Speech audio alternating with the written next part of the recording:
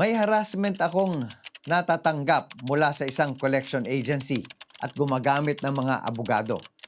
Tawag, text at message sa social media.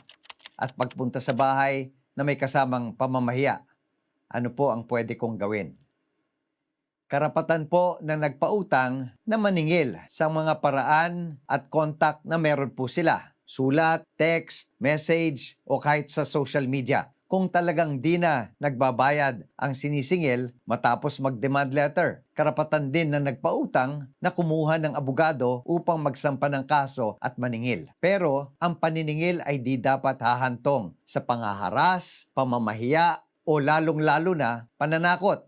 Ito ay pinagbabawal na po ng batas at maaaring magreklamo ang sinisingil kapag ganito na ang ginawa sa kanya.